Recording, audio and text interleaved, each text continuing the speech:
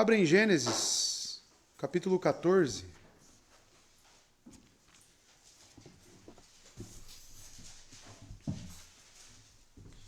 Versos 1 a 7 hoje, 7 versos.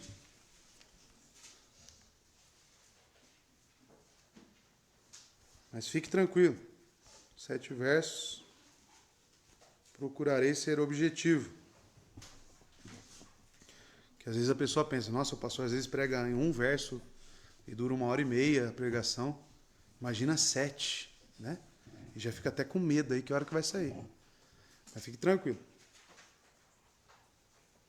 14, do 1 ao 7.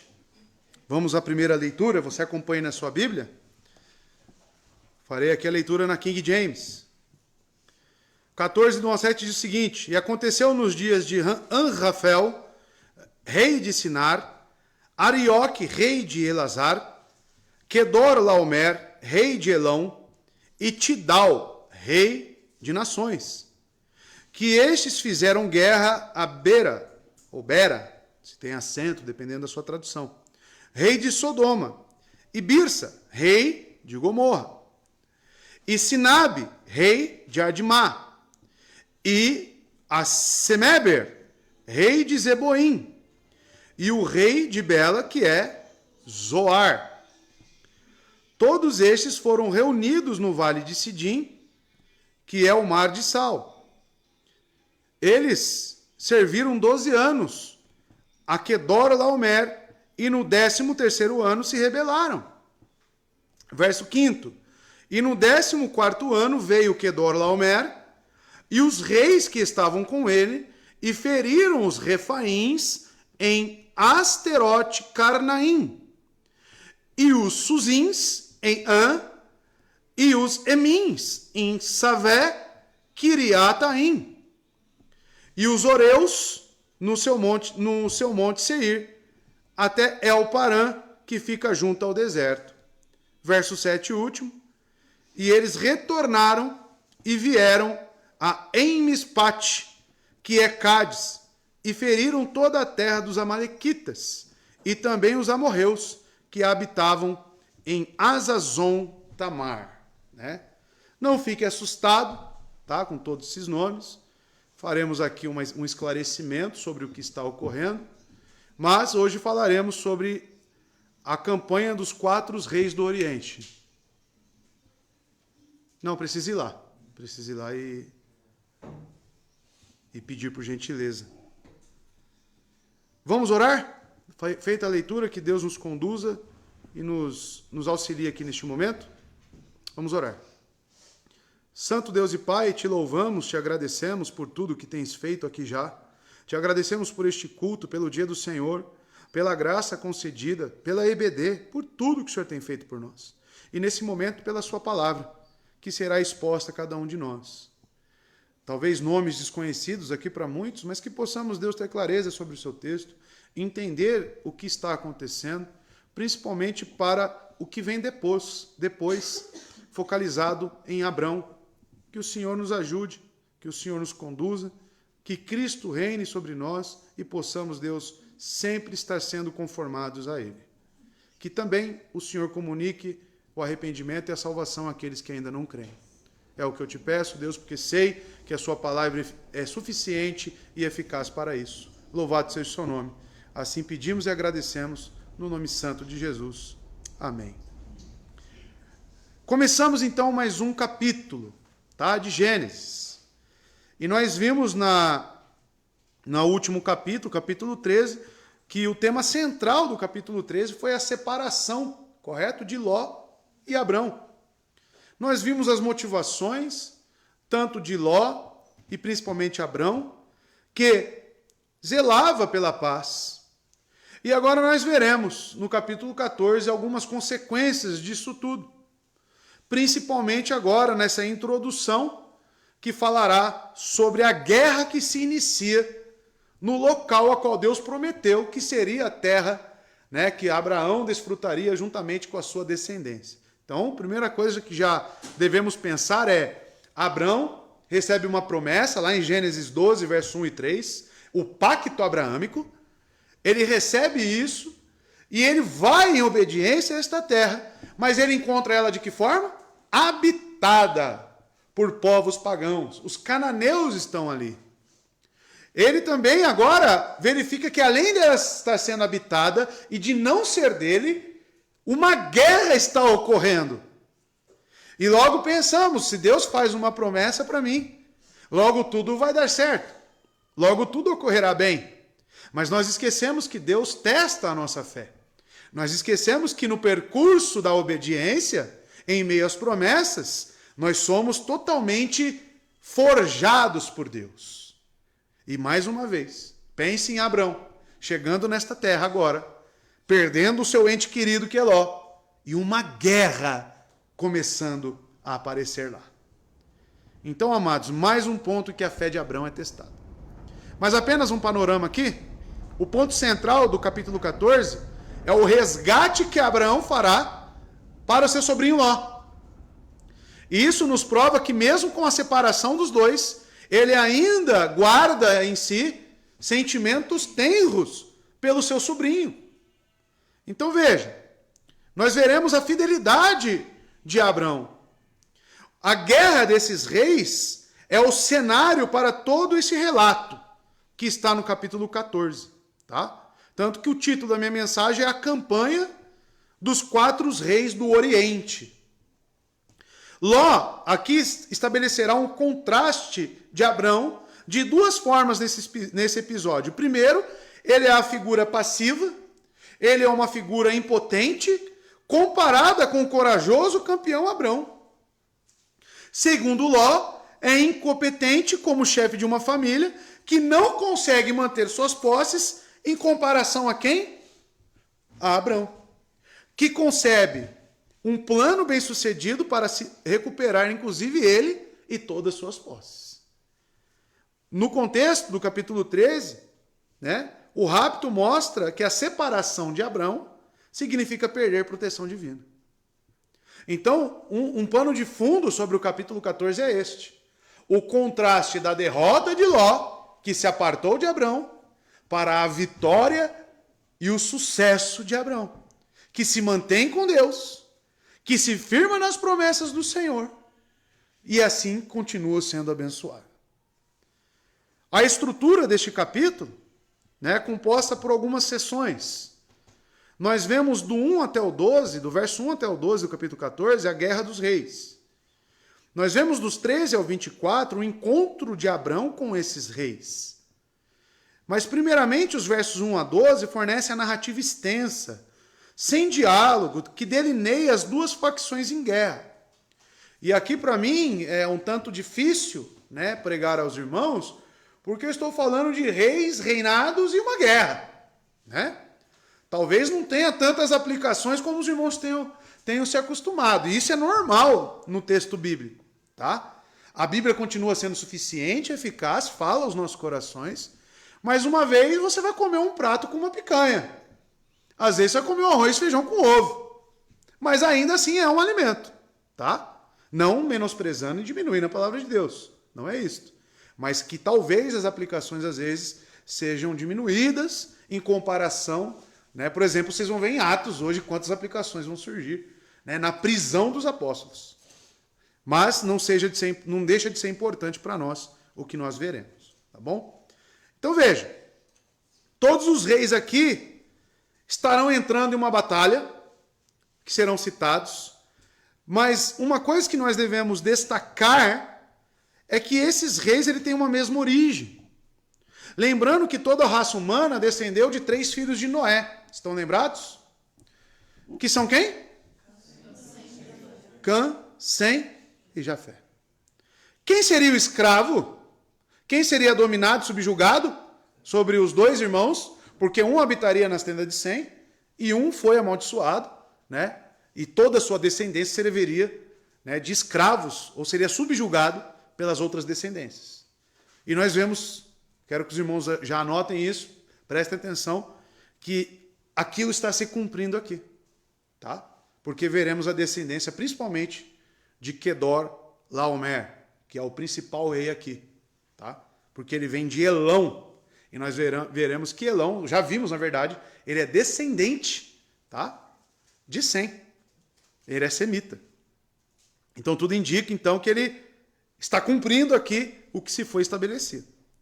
Mas veja, amados, tendo isso em mente, que toda raça humana ela tem a sua origem em Sem, Cã e Jafé. Por outro lado, nós vemos que eles então são irmãos. Toda raça humana provém de uma mesma origem. Nós temos, em certos níveis, a igualdade entre nós. Nós temos o mesmo gênero. Gênero não é isso que você vê hoje, não. Aí afora. O nosso gênero é Homo sapiens. Nós somos raça humana. Nós não somos chimpanzés. Nós não somos répteis. Nós somos raça humana. É isso que nós devemos entender. O nosso gênero é este. Lembra lá da sua aula na 8ª série, né? De ciências, tinha classificação dos animais. O homem enquadra em quê? Né? Um mamífero, né? Nós temos essa classificação para nós. E pensando nisto, nesse termo de igualdade entre a raça humana, vejam o que eles estão buscando.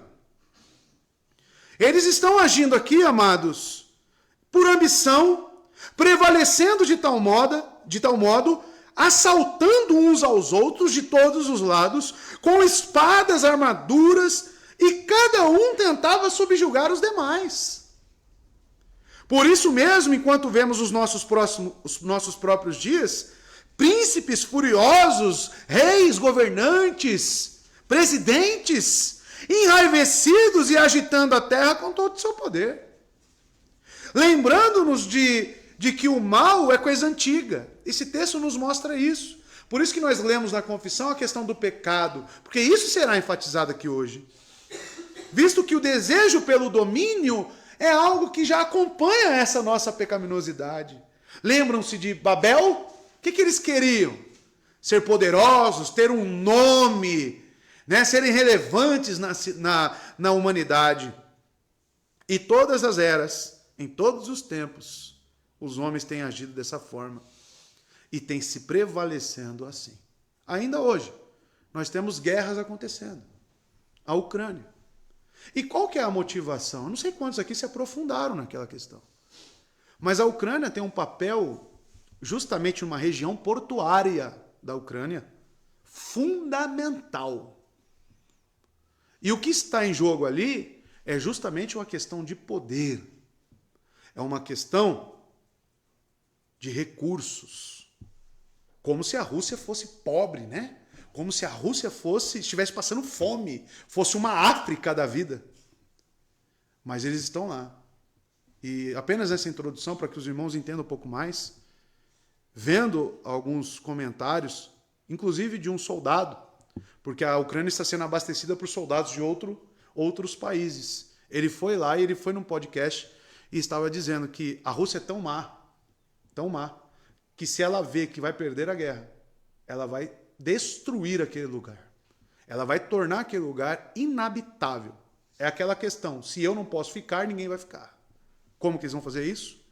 Com a possibilidade de soltar lá uma bomba nuclear. Tá? Eis o coração do homem e os estados, por causa da pecaminosidade, aonde podem chegar. E não pense que você está longe disso. Não pense que você não tem essa capacidade. Porque isso é algo tão antigo, ao passo que está intrínseco em toda a raça humana. Então entremos no texto e vamos ver que isso é algo que acontece há muito tempo. Tá? A partir do verso 1, e eu utilizarei aqui a João Ferreira de Almeida agora. Aconteceu nos dias de Anrafel, rei de Sinar, Arioque, rei de Elazar, Quedorlaomer, rei de Elão, e Tidal, rei de Goim. Então precisamos o que aqui o verso 1? Situar quem é quem aqui. Entender, né, quem são essas pessoas. Que é algo difícil. Tá?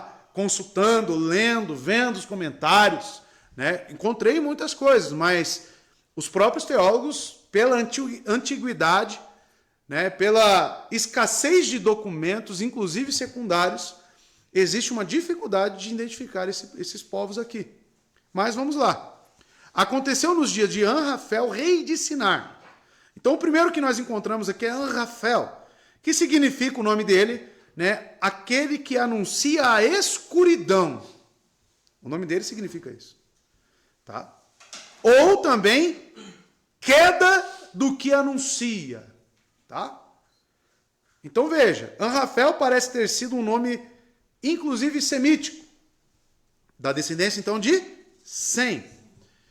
Sinar, nós já sabemos de onde vem. Sinar já foi tido no texto, lá no capítulo 10. Vamos ler aonde que é Sinar, verso 8 a 10, do capítulo 10 de Gênesis. E Cuxi gerou Nimrod, e este começou a ser poderoso na terra. Ele foi um caçador poderoso diante do Senhor, pelo que é dito, como Nimrod, poderoso caçador do Senhor. E no começo de seu reinado estavam Babel, e Ereque, e Acade, e Cauné, na terra de... Então, Sinar é a própria Babilônia. Tá?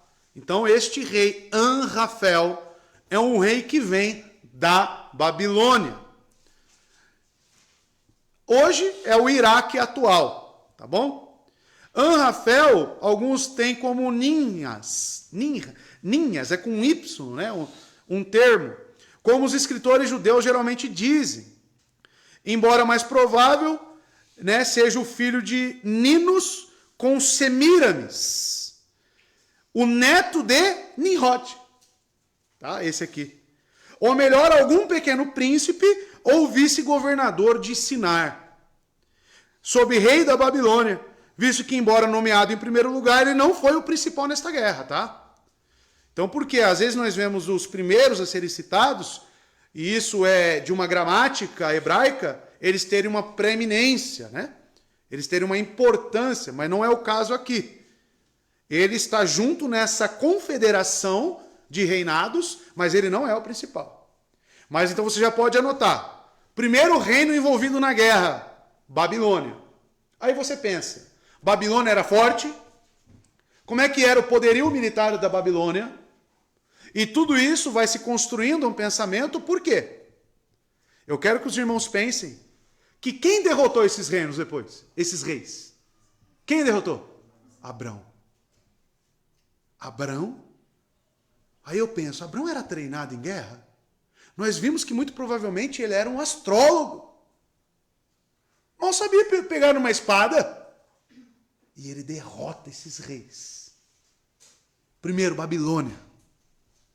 Segundo rei citado, Arioque, rei de Elazar. O nome dele, Arioque, significa semelhante a um leão. Ou Telassar, né? Ele é rei de Telassar. De acordo com um documento histórico dos judeus, Targum de Jonatas, né? Um lugar na Mesopotâmia, então próximo da Babilônia. Habitados pelos filhos do Éden. Estefanos, que foi também um historiador antigo, faz menção de uma cidade na Celecíria, nas fronteiras da Arábia, chamada Elas, do qual o príncipe pode ser considerado o governador, ou melhor, ele era o rei do povo chamado Elazare, cujo país é colocado por Ptolomeu, também um outro historiador da época, na Arábia. Quem trabalha muito nos comentários com esses dados históricos, cita Ptolomeu, Estefanos, e cita também Flávio Joséfo, né? Cita esses documentos dos judeus, Targum de Jonatas, dentre outros, é John Gill, tá? Nosso pai batista. Então ele teve um trabalho, eu uso muitos comentários dele quando se trata desses dados históricos, porque ele nos auxilia bastante. Aparece em Isaías 37:12, tá? Esta região, mas com o nome que eu disse aos irmãos, Telassar. Tá? Então, quando os irmãos encontrarem esse termo, Telassar, né? Aqui vem uma transliteração, por isso aparece o termo T, mas Elassar também é tido como comuns, né? O mesmo local. Isaías 37:12. Acaso os deuses das nações que foram destruídas pelos meus antepassados, os livraram os deuses de Gossã, de Arã, de Rezefe e dos descendentes de Éden, que estavam em Telassar. Então, uma região muito próxima, lá na Mesopotâmia, porque o Éden ficava onde? Na Mesopotâmia, tá?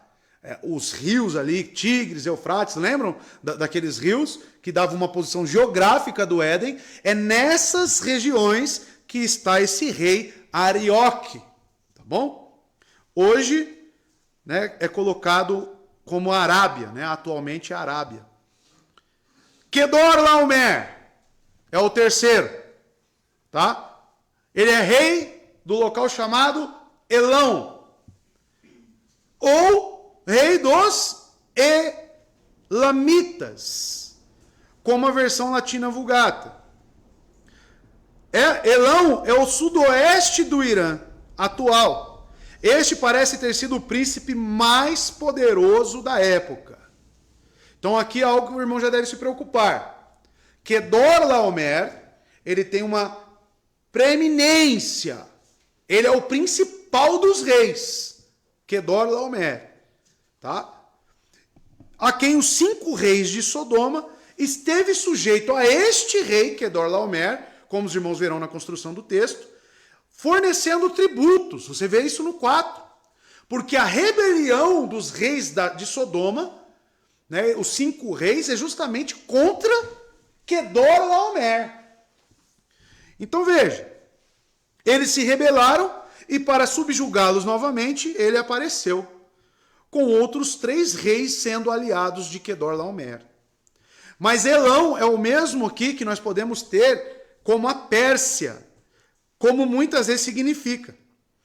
Os Elimais, que são esses elamitas, uma parte da Pérsia. Mas certamente aqui nós devemos ter em mente que não é a Pérsia conhecida pelo seu poder militar, né? Isso ali antes da época ali do rei Alexandre o Grande, porque a Pérsia se tornou uma potência militar muito grande. Mas aqui ela já se inicia, tá? A Pérsia se origina justamente deste povo Elam, tá? Os Elamitas. O nome Kedorlaomer, né, no hebraico significa punhado de feixes, tá? Então nem sempre um nome aqui vai ter um significado, né, contexto, mas o nome dele significa punhado de feixes. Mas lembre-se, Kedorlaomer é o principal. Ele é o epicentro do problema. Kedorlaomer. Tidal é o 4. Rei de Goim. Esse aqui, amados, é o rei das nações das marés. Ou seja, é o rei das nações que eram litorâneas. Qualquer outra nação distinta. O nome do lugar, chamado Goim, é geralmente usado para se referir aos não-judeus. Esse é um termo cunhado do hebraico, Goim, né, que era usado como pejorativo. Lembram-se da Galileia? Ele é galileu. Não pode vir nada da Galileia. Goim era um termo utilizado justamente para definir como não-judeu. Tá? Esta é uma região tida pelos teólogos e historiadores também como uma região muito miscigenada, muito misturada. Porque justamente por ser litorânea, aportavam-se ali navios, né? Era rota de comércio entre as nações. Então eles se miscigenaram. O nome Tidal, que é o rei destas nações, de Goim, significa grande filho. Tá? Então essa é a confederação. Os 3 confederados que estão juntos com Kedorlaomer. Então, Anrafel, rei de Sinar, Babilônia, Arioque, rei de Elassar, Tidal, rei de Goim. Esses estão juntos, motivados por algo. A prosperidade do Vale Baixo do Rio Jordão. O que está atraindo estes homens, coincidentemente ou não, é a mesma coisa que atraiu Ló. Estão lembrados das palavras de Abrão? Veja, tudo está perante você, escolha agora. E ele escolheu baseado no quê? Cobiça. Ele olhou para os vales verdejantes dos planaltos ali do Rio Jordão, as planícies do Rio Jordão, E agora esses reis estão se levantando contra os reis da onde? Justamente do lugar onde Ló está. Isso nos indica o quê? Que certamente essa região era uma região próspera, verdejante realmente, cheia de riquezas. Pense como se fosse a nossa Amazonas. Pense como se fosse a nossa natureza e o nosso território aqui. O mundo olha para nós de que forma? Tem interesse dos de fora para cá? O que você acha? Sabia que tem petróleo dentro da Amazônia? Da floresta amazônica? Sabia que tem ouro? E as nações lá de fora, como é que está a preservação da natureza, por exemplo, no Canadá? Aí ficam falando da nossa preservação, né? Será que é isso que eles estão preocupados? Se assemelha muito com o que está acontecendo aqui.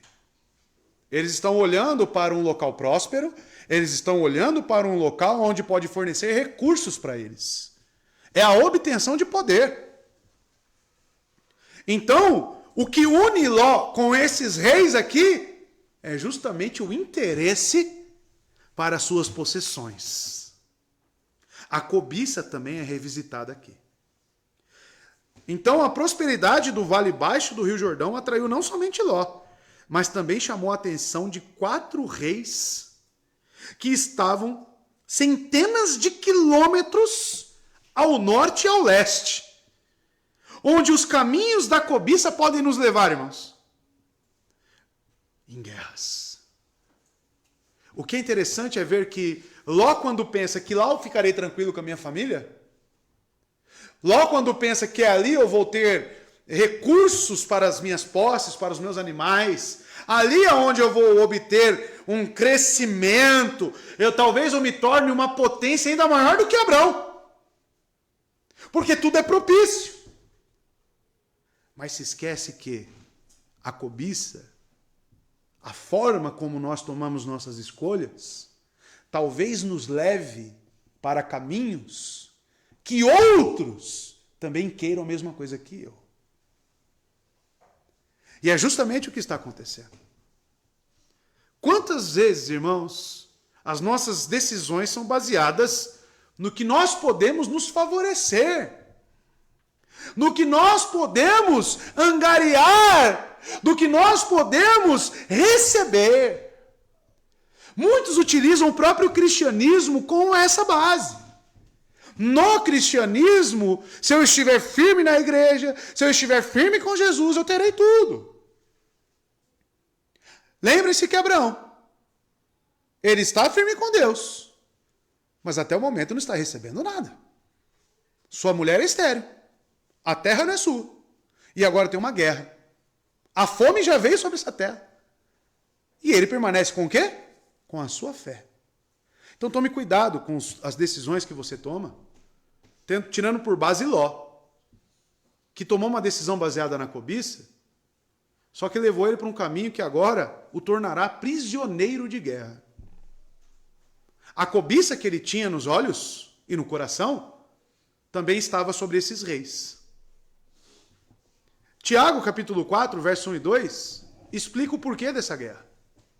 Explica o porquê das guerras hoje. Da Ucrânia, com a Rússia. Explica. Tiago 4, verso 1 e 2 diz: de onde vêm as guerras e contendas que há entre vocês? Olha só, guerras e contendas. De onde que vem isso? Não vem das paixões que guerreiam dentro de vocês? Vocês cobiçam coisas. Olha o mal aí. Vocês cobiçam coisas e não as têm. Matam e invejam, mas não conseguem obter o que desejam. Porque no final tudo isso é o quê? Vaidade. Tudo isso não vai servir de nada. Vocês vivem a lutar e fazer guerras, ele repete. Não tem porque não pedem. E se pedem, ele continua depois. Pedem mal. Pedem para gastar nos próprios deleites de vocês. Esse é o problema. Esse é o problema. Porque às vezes a sua vida parece que você está caminhando no mesmo lugar. Porque às vezes parece que a sua religião é uma religião morta. Porque às vezes parece que a sua vida ela está envolta a um nada, a uma inércia. Já se sentiu assim? Estou na inércia. Primeiro, porque você não tem contentamento nas coisas que você tem. Segundo, por que você não tem contentamento? Porque seu coração almeja mais do que você pode ter. E com isso vai gerar o quê? Vai gerar a você a criar guerras, primeiro, interiores e exteriores. A cobiça é um mal tremendo, que vai te levar à idolatria. A cobiça é um mal tremendo, que vai te levar a um descontentamento com Deus. A murmuração, a ingratidão. Vai levar você a olhar para o outro com um olhar de inveja. Vai fazer você olhar para o outro, como a grama daquele vizinho é mais verde. Aonde você poderia ter o que você tem hoje. Porque o que você tem hoje é controlado pela divina providência. E se você tem pouco, é porque Deus quer te dar pouco. Se Ele quisesse te dar muito, Ele te daria muito. A questão é se você sabe viver com o que você tem. Porque se você não sabe, você vai procurar guerras, conflitos. Repito, com você mesmo e com os de fora. Porque o sucesso do outro, talvez, isso aqui não é coach, tá? Mas eu quero enfatizar a inveja. O sucesso do outro vai ser a base da sua frustração. Aí você vai ficar olhando para o outro, sabe? O zóio de lombriga. Por que ele tem e eu não tenho? Por que ela é mãe e eu não sou mãe? Por que ele está aí todo errado na vida e aí tem todas essas coisas e eu não tenho? Já caiu nesses pensamentos? Já caiu? Por quê? Porque tem cobiça no seu coração, meu irmão. É o mesmo fator que está levando esses reis a se levantarem contra outros reis. Verso 2. Que estes fizeram guerra a Bera, ou Berá, né? Rei de Sodoma, e Birsa, rei de Sodoma, rei de Gomorra, perdão, e Sinabe, rei de Adimá, e Semeber, rei de Zeboim, e ao rei de Belá. Este é Zoar. Então veja, o primeiro aqui, que está sendo alvo da guerra, e tem um porquê também, é Bera, rei de Sodoma. Ou seja, esses 4 reis, liderados por Kedorlaomer, provavelmente fizeram guerra contra os povos que vêm do Jordão, a fim de controlar a rota de comércio. Este caminho que está Sodoma, que aqui é o vale, né, próspero, que Ló almejou, é chamado pelos historiadores e também pelos teólogos como caminhos dos reis, que hoje é o território da atual Jordânia. Então, olha só, o caminho dos reis, ou seja, é o local onde os reis, né, possuíam esta rota comercial que trazia a potência. Por que Salomão se tornou um rei poderoso? Porque ele recebia e taxava com impostos, recebia ouro, recebia prata, né, e isso foi trazendo potência para Salomão. Bera, ou Bera, significa no hebraico filho do mal, tá? Que é justamente o rei de Sodoma, de onde veio o termo sodomia. Você sabe o que é sodomia? É um termo, tá? Para relações sexuais ilícitas, tá? Sodomia. Era justamente o que era praticado neste local a qual Deus fulminou e destruiu. O rei de Sodoma, Sodoma significa ardente, né? E aqui faz algum sentido esse nome, ardente, Sodoma. Porque eles eram ardentes pelo pecado, né? Viram um anjo e ficaram doidos lá com o anjo, queriam se relacionar sexualmente com os anjos. Lá tinha práticas de zoofilia, tinha tudo que você imaginar, de orgia, irmãos. E Ló foi justamente para este lugar.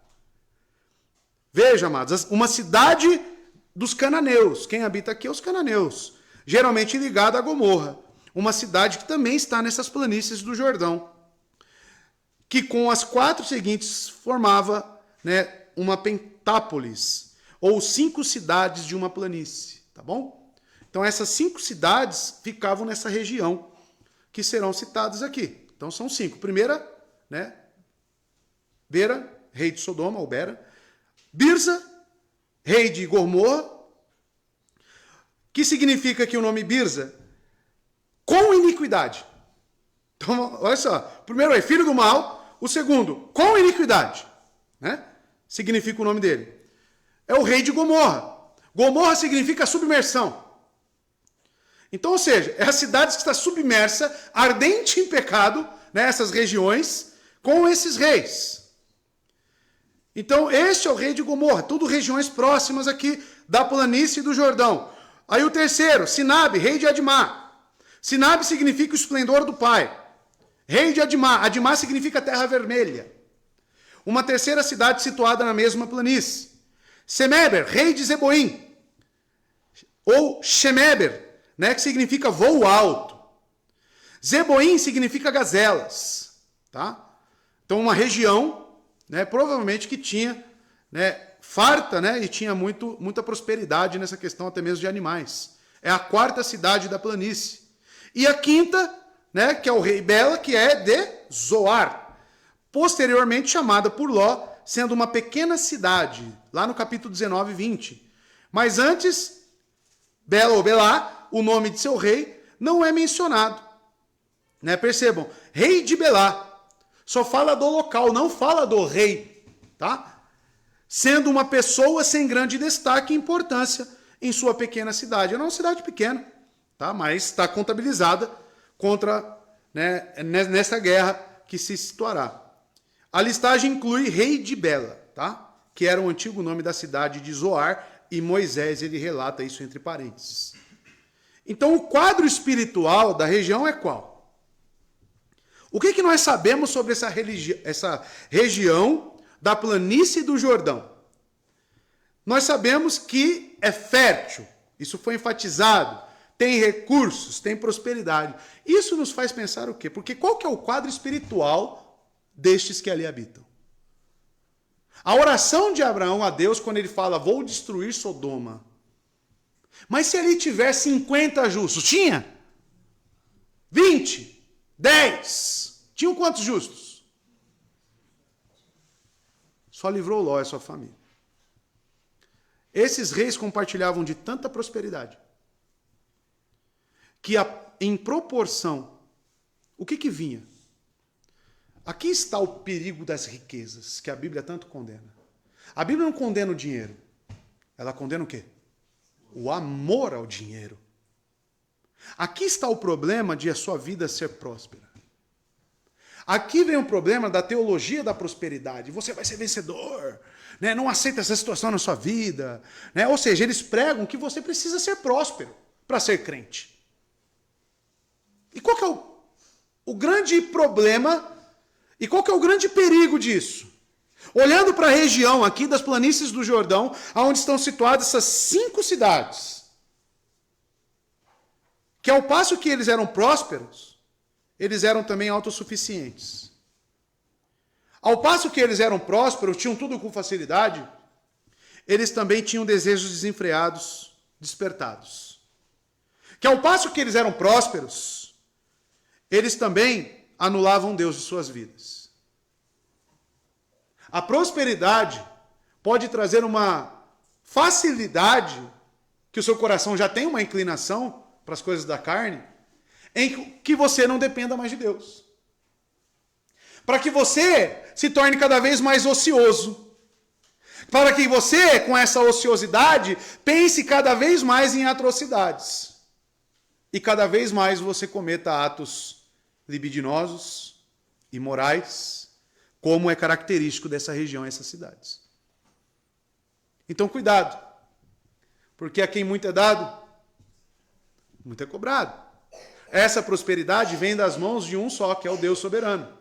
Mas as pessoas pegam as coisas que Deus está nos fornecendo e transformam em meios em si mesmos e se esquecem de Deus. Uma região que tinha tudo para dar certo. Tanto que Ló olhou para lá e quis ir para lá. Só que levou ele para que lugar e para quais costumes? É muito melhor você ser feliz no pouco, mas ser próspero com Deus, espiritualmente, tendo um caráter benigno, tendo um coração amoroso. O que você prefere?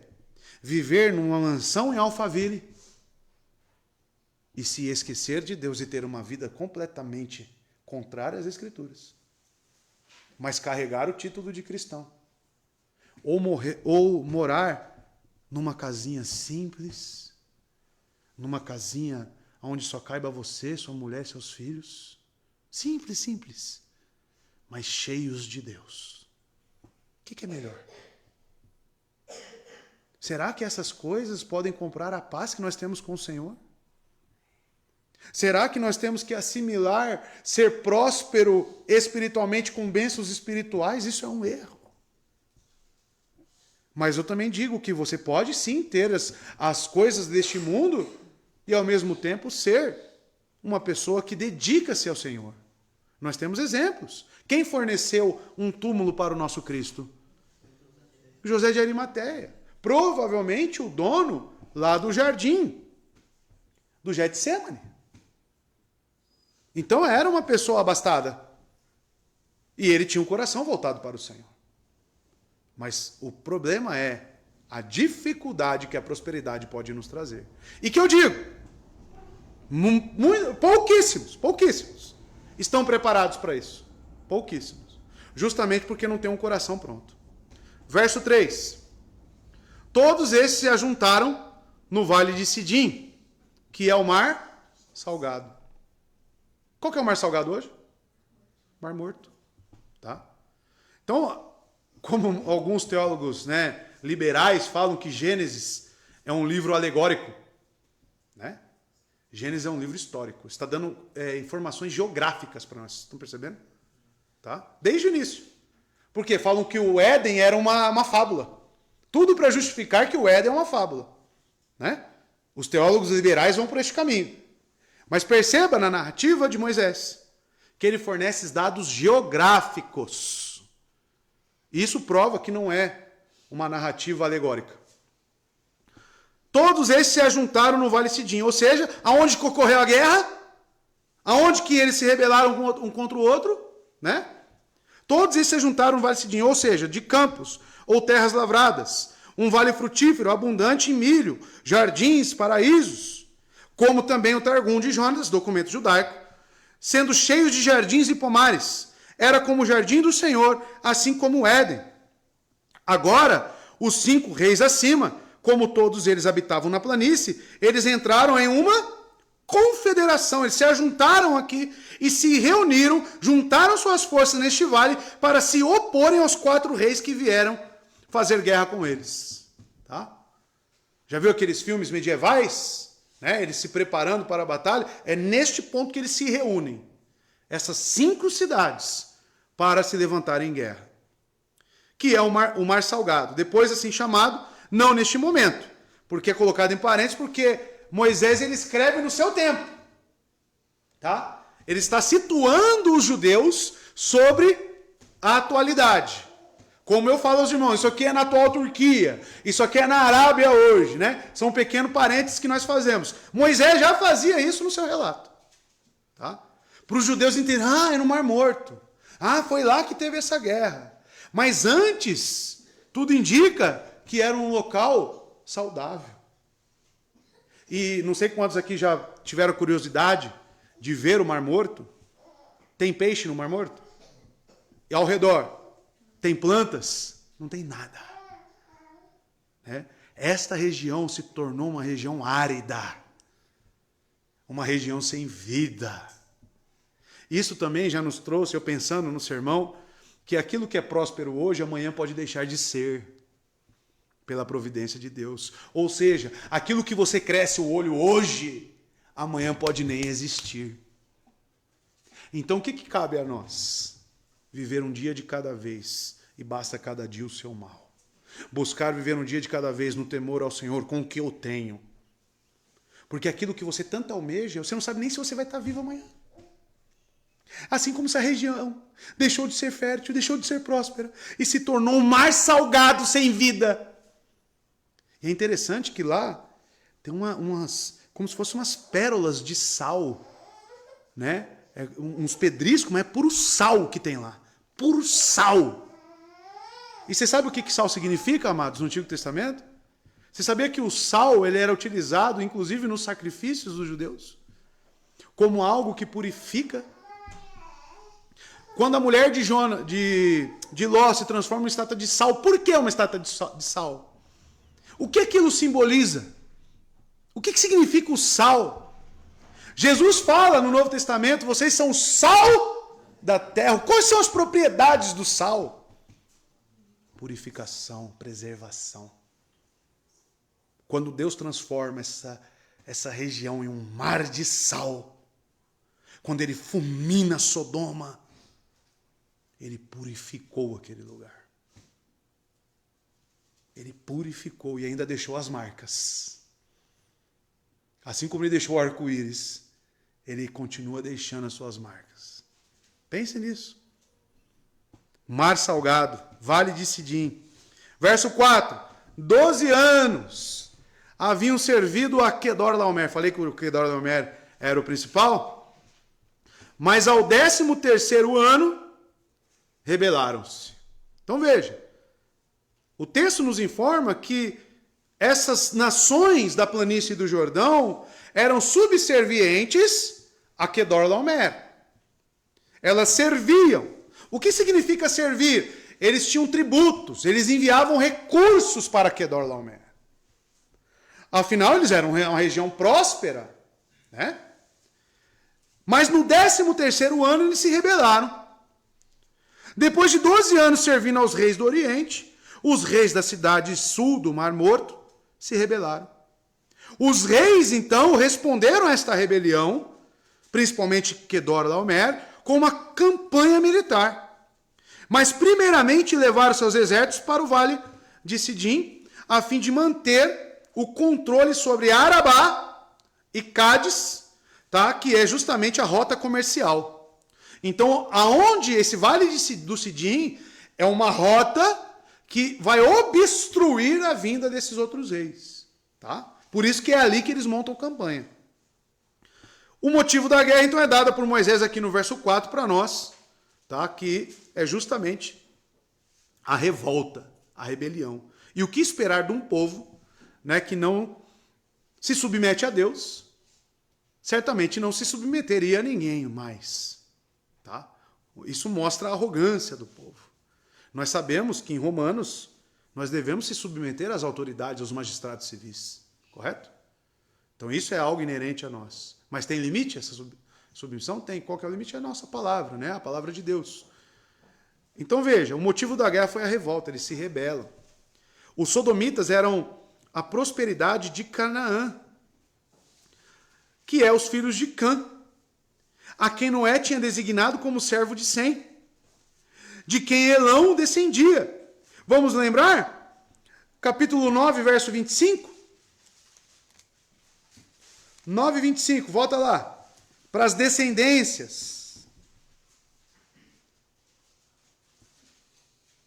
Para os irmãos lembrarem que Canaã será servo e ele será para seus irmãos, né? A maldição. Ele disse, amaldiçoado seja Canaã, servo de servos ele será para seus irmãos. Os sodomitas são cananeus.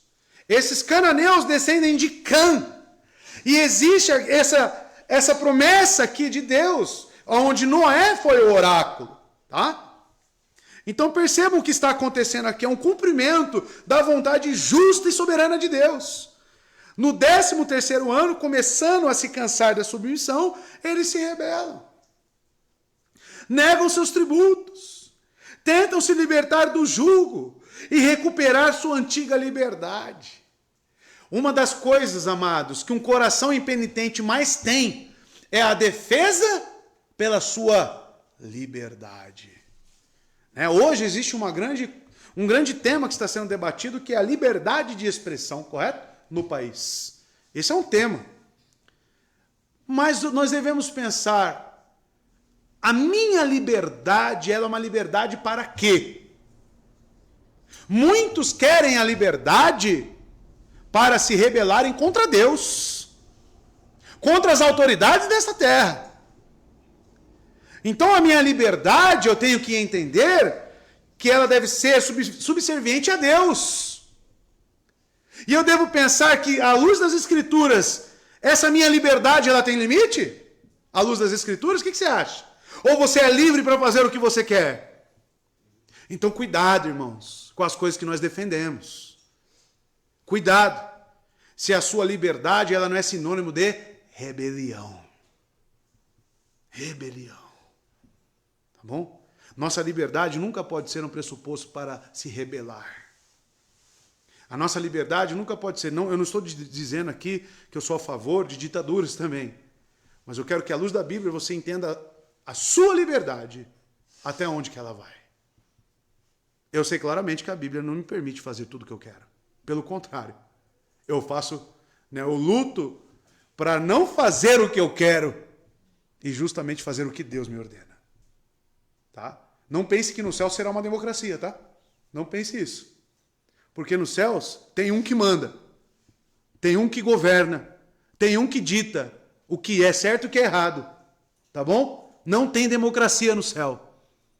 Lá é o justo e perfeito Deus que governa. E a sua vontade é boa, perfeita e agradável. Por isso que ele fala, e eu me calo e eu sigo as suas ordens. Mas qual é a característica dos sodomitas? Rebelião. Tá? Não sabemos se os impostos estão sendo abusivos. Não sabemos qual foi o tratado de Quedorlaomer com essas cidades. Tá? O texto não informa. Moisés só diz que houve uma rebelião deste povo. Verso 5. Por isso, ao 14º ano, veio Quedorlaomer. Tá? Então, desde a rebelião até a vinda, passou-se quantos anos? Serviram 12. Se rebelaram no 13º.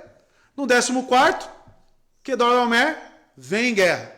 Tá? Então, por isso, ao 14º ano, veio Quedorlaomer e os reis que estavam com ele e feriram aos Refaíns em Asterote Carnaim, aos Uzins em Ão, aos Emins em Savé, Criataim. O que está acontecendo aqui? Porque agora aparecem outros. Não eram duas confederações apenas? Por que diz que no 14º ano eles feriram esses outros povos citados? Vamos entender. No 14º ano, então, depois de uma pausa, de uma preparação, Quedorlaomer, juntamente com seus aliados, dispôs a castigar e a reduzir os rebeldes. E como não podia obtê-lo de outra maneira, extorquir o seu tributo com a ponta da espada. Observe que o orgulho, a cobiça, a ambição são as concupiscências das quais surgem as guerras e batalhas. Estes ídolos insaciáveis, eles querem sangue, que custe sangue de milhares que sejam sacrificados. Voltando na guerra da Ucrânia com a Rússia, sabe o que os russos fazem, irmãos? Eles entram na Ucrânia, eles pegam os vilarejos, escola de crianças. Isso são relatos, você pode pesquisar aí, tem soldados que foram lá e viram isso. Eles estupram as crianças. Soldados russos, você que defende a Rússia aí, falando que está certo, eles estupram e depois matam. Eles são cruéis. É um ídolo da cobiça e da concupiscência, que quer aquele território, que entra em guerra a preço de quê? De sangue. Você que fala, Hitler, tá cheio de Hitler por aí, irmão. E você, o seu coração tem a total capacidade de ser igual. Não pense que o seu coração não tem a capacidade de estuprar uma criança, de matar uma criança. A corrupção em nós, o pecado em nós é terrível. É um mal que precisa ser extirpado de nós. Você tem total capacidade de matar uma pessoa. Olha esses reis. Quantas pessoas morreram aqui, irmãos? E agora os irmãos verão que outras pessoas Estarão servindo de exemplo para aqueles reis. Por isso que agora entra todos esses povos aqui. No caminho itinerante desses reis, os 4 reis que foi falado no verso 1, eles começam a dar exemplos. Vamos pegar aqui essa cidade. Vamos matar eles. E assim a fama ia crescendo. Você lembra da prostituta Raabe? Vocês leram esses dias. Ela ficou com temor por quê? Porque ela viu o poder de Deus de entregar, inclusive, nações pagãs segundo a sua justiça. E isso vai criando o quê? Uma fama. Eu fiquei sabendo que Deus abriu o Mar Vermelho para vocês. O que esses reis estão fazendo aqui no verso 5 agora é criando uma fama. Uma das táticas de guerra, inclusive, irmãos, na era medieval, era você empalar ou colocar as cabeças do exército inimigo justamente no caminho das tropas inimigas. Para que isso? Isso é um trabalho psicológico para desmotivar, para desencorajar o exército. Eles olham aqueles corpos e falam, poderia ser o meu ali.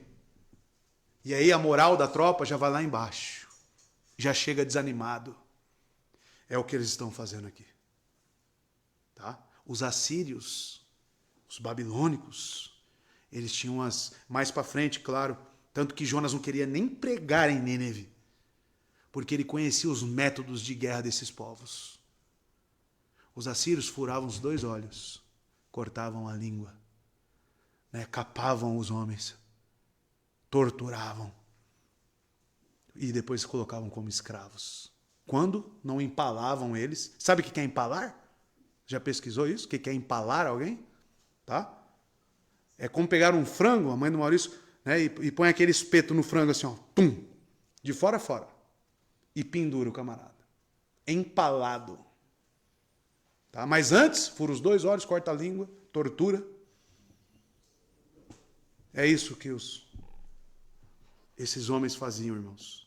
A resposta de Quedorlaomer, que não podia montar uma imediata resposta militar à rebelião regional, e tendo juntado, no entanto, uma coalizão de reis, ele conduziu as suas tropas em direção ao famoso caminho dos reis, para subjugar os rebeldes. Nós vemos a importância política de Abrão, que é reforçada pelo sucesso do rei oriental contra o ocidental, uma vez que este, por sua vez, irá mais tarde cair nas mãos do aglomerado de Abrão. O mais incrível, não serei eu que pregarei esses textos, é que Abrão vence esses reis. Isso, amados, os irmãos que irão pregar, porque eu sairei de férias, a partir de amanhã, mas a força não está em Abrão. Como eu disse, um astrólogo, talvez nem sabia pegar numa espada, mas Deus está mostrando que está com ele. E eu quero lembrar aos irmãos que esse livro é escrito justamente para o povo israelita, antes de adentrarem a terra prometida, no tempo de Moisés. Então veja, para que eles olhem para Abrão, para as promessas que estavam em Abrão, e quem era a semente de Abrão? Para que eles olhem para o pacto que Deus fez com Abraão, como se fossem participantes com Abraão, e se sentissem encorajados. E se Abraão venceu Quedorlaomer e a sua confederação, nós também venceremos. E nós também somos abençoados na família de Abraão, na semente de Abraão, que é Cristo. E se Cristo venceu este mundo, nós temos também que ter bom ânimo. Porque Cristo, naquela cruz, ao ser pregado, morto, ele estabeleceu a nossa vitória e não a nossa derrota. A nossa vitória é espiritual, irmãos. A nova Canaã no céu já está conquistada por Cristo. Eu vou, mas vos prepararei morada. Nós não precisamos conquistar mais nada. Cristo já conquistou para nós. Por isso que ao ver tudo isso e culminar em Abrão, nós devemos pensar, lembra lá da promessa? Gênesis 12, verso 1 a 3. Em ti todas as famílias da terra serão abençoadas. Está no verso 3 isso, do capítulo 12. Como que nós somos abençoados em Abraão? Se você ler a genealogia de Cristo, em Mateus capítulo 1 e Lucas também, Abraão está na genealogia de Cristo? Sim, se culmina em Cristo e termina nele. Porque nós somos abençoados em Abraão, através de Cristo. E isso nos encoraja também. Ver Abraão sendo vitorioso sobre isso é olhar para Cristo sendo vitorioso sobre todas as nossas batalhas. Principalmente ver ele já vencendo e pisando na cabeça da serpente naquela cruz. Cristo já reina. Nós não cantamos isso no Salmo 2? Cristo já governa. Toda a autoridade está sobre o Filho. E Abraão aqui é uma sombra disso que já se cumpriu em Cristo para nós. E os reis estavam com ele. Veja, e feriram os refaíns em Asterote e Carnaim. Então a confederação de Quedorlaomer fere aqui mais um povo.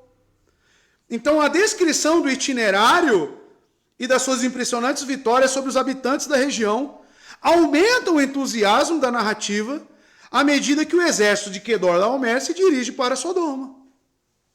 O catálogo de 6 lugares derrotados pelos reis orientais, que é os de Quedorlaomer, avança em geral do norte para o sul, ao longo da estrada do rei, na Transjordânia, como eu falei para os irmãos, a atual Transjordânia.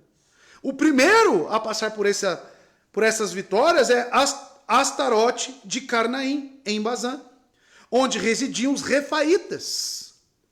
Responde, a Tel Astara, no sul da Síria, perto de Carnaim. Astarote e Edrei eram cidades de Og, o rei de Bazã, que foi o último dos reis, o último dos refaítas. Deuteronômio 1, verso 4, fala sobre esse povo. Isso foi depois que ele derrotou Seom, rei dos amorreus, que habitavam em Esbom, e em Edrei derrotou Og, rei de Bazã, que habitava em Asterote, tá? Então, no caminho da confederação de Quedorlaomer, eles iam derrotando esses lugares. Isso ia aumentando a moral, isso ia dando fama, e eles continuam. Aos Uzins em Ão também foram derrotados, que é a segunda localização exata. Cão, a habitação dos Uzitas, ou Zazumins, que aparece em Deuteronômio 2:20. Põe ali pra gente. Essa região também era considerada a terra dos refaíns. Olha só, era muito próximo. Que ali habitavam no passado. Os amonitas os chamavam Zanzumins, tá? Que são os mesmos Uzins, tá? E depois, aos Emins, em Savé, Kiriataim. Então, olha, a potência militar de Quedorlaomer não era fraca. Aonde ia passando, ia devastando, ia destruindo. E Abraão venceu. Terceiro, este último lugar era o lar dos Emitas. Provavelmente dá nome à planície, perto de Kiriataim, uma cidade em Moabe. Nós encontramos em Números 32, 37, Josué 13, 19, cuja localização exata permanece disputada. Os refaítas e os uzitas e os emitas agora foram mais tarde tratados como um único grupo, tá? Como os infames anaquitas. Eles foram lembrados como os gigantes de Canaã. Então os emitas aí, eles são também considerados próximos ali aos zuzamitas e também aos refainitas. Resumo da jornada, irmãos. Ao passar pela e através da terra de Arabá, que isso aqui é a terra de Arabá, onde eles estão passando, os 4 reis do Oriente encontravam os refaíns em Asterote, os Uzins em An e os Emins em Savé, Kiriataim. E os Oreus, como veremos no verso 6. E todos eles foram subjugados. Verso 6, olha lá, mais um.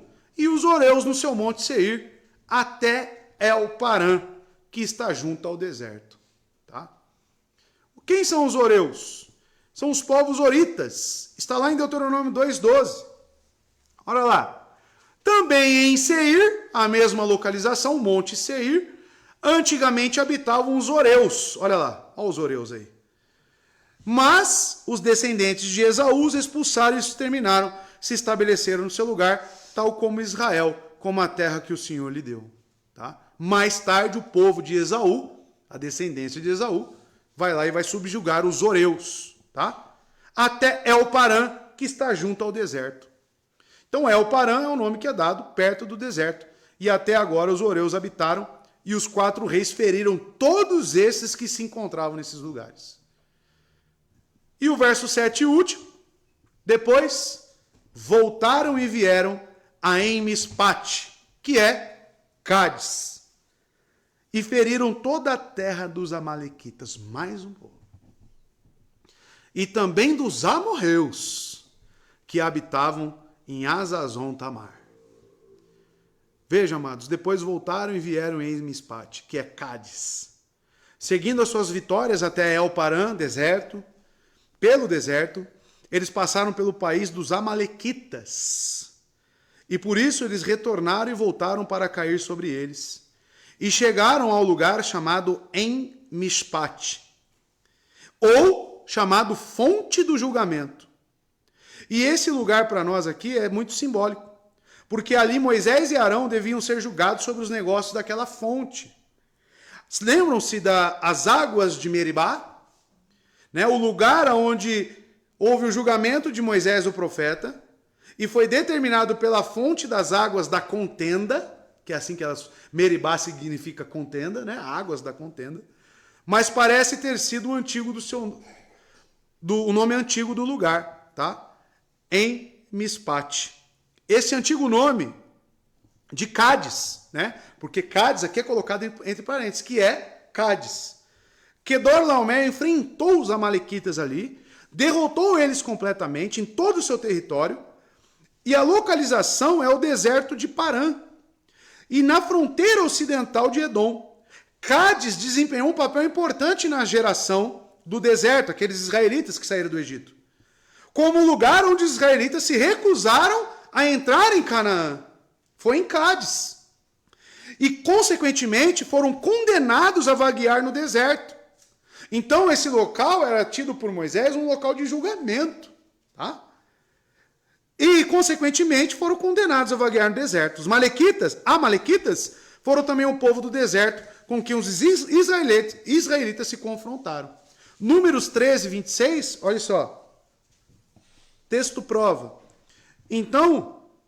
Eles retornaram a Moisés e Arão e a toda a comunidade de Israel em Cádiz, o mesmo lugar aqui em Mispate, tá? Este é o local antigo, o nome antigo, em Mispate, depois se tornou Cádiz, tá? No deserto de, olha lá, Parã, o El-Parã aí, e onde prestaram relatório a eles, a toda a comunidade de Israel, e lhes mostraram os frutos da terra. Porém, nós sabemos que o relatório ali foi, né, não favorável, né? E eles retornaram para a peregrinação. Cádiz, o deserto, é um lugar simbólico. O povo chegou a Cádiz, vindo do Monte de Moisés, depois de passar pelo deserto. De Cádiz, onde Israel ficou por muito tempo, foram enviados mensageiros para espiar a terra prometida. É em Cádiz que eles ficaram circulando, irmãos. Tá? É nesse deserto, durante 40 anos. Nós vemos isso, Deuteronômio 1 e 2. Cádiz foi o lugar onde o povo se tornou culpado. Recusaram-se a invadir Canaã. A falta de fé de Moisés e Arão se revelou em Cádiz. Miriam, a irmã de Moisés, morreu em Cádiz. E na época dos reis do Oriente, o oásis de Cádiz estava na mão dos amalequitas e amorreus, a qual foram subjugados pela confederação de Quedorlaomer. Estão pegando aí os pontos, o itinerário e o que está acontecendo? E o texto é claro, e feriram toda a terra dos amalequitas. E olha que é uma região grande, irmãos. Se você olhar no mapa, Cádiz é uma região grande. O texto diz, e feriram toda a terra dos amalequitas. Ou seja, não sobrou nada.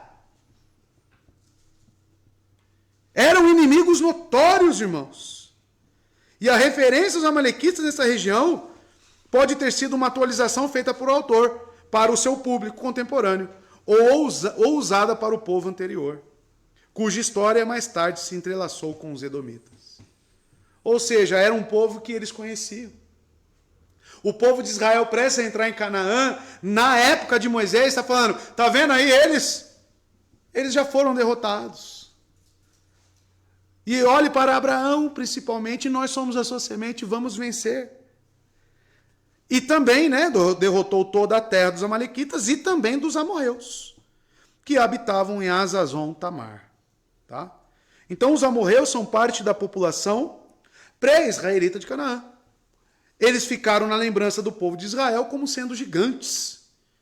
E Amós, né, ainda descreve como altos os cedros e fortes como os carvalhos. Tribo ou nação dos cananeus descendia de Amor e Emor, filho de Canaã. O lugar de sua habitação tem o nome de Hazezon Tamar, da multidão de palmeiras que ali cresciam. Tá? Este nome significa multidão de palmeiras. Então é pensar que em Cádiz, ali no deserto, tinha oásis no meio. Algumas regiões que tinham muitas palmeiras. Eis o nome Hazazon Tamar, tá? Onde estavam os amorreus. Tá? Segundo a Crônicas 22, veja, um informativo ao rei Josafá, né? Então informaram a Josafá, um exército enorme vem contra ti de Edom, do outro lado do Mar Morto. Já está em Hazazon Tamar, isto é, em Gede. Futuramente passaria a ser em Gede. Então, olha que a leitura bíblica não pode ser uma leitura desatenciosa. Porque os nomes mudam, e às vezes está falando do mesmo lugar. Tá? Então os irmãos têm que ter anotações, né? E começar a se preocupar um pouco mais. E esse foi o último povo conquistado pela confederação de Quedorlaomer. Até o caminho de Sodoma foram os amorreus que residiam em Hazazon Tamar, que hoje é identificado como En-Gede. Amados, isso para nós deve servir em alguns pontos, concluindo aqui. O primeiro ponto que foi destacado para nós: aonde que a cobiça pode nos levar? Aonde que os desejos de nossos corações podem nos enredar? Olhe os grandes problemas que Ló e a sua família estarão submetidos. É que o texto não relata os detalhes, mas você ser um prisioneiro de guerra, eu acredito que não é muito confortável não, né? Não é muito confortável. Geralmente, prisioneiros de guerra, mulheres, são abusadas, são estupradas. Né? E a família de Ló está sendo levada nisto. Aonde que os caminhos da concupiscência da nossa carne pode nos levar, irmãos? Segundo ponto, nós vemos que dentro desta cobiça e dentro dessas nossas ambições, Deus permanece soberano. Porque todas essas vitórias, tudo que está ocorrendo aqui, amados, é o próprio Deus que está conduzindo. Deus já está subjugando povos pagãos e, ao mesmo tempo, preparando todo o terreno para que, através de Abraão, ele mostre que a sua promessa está de pé. E isso nos serve de encorajamento também para olharmos para Cristo Jesus.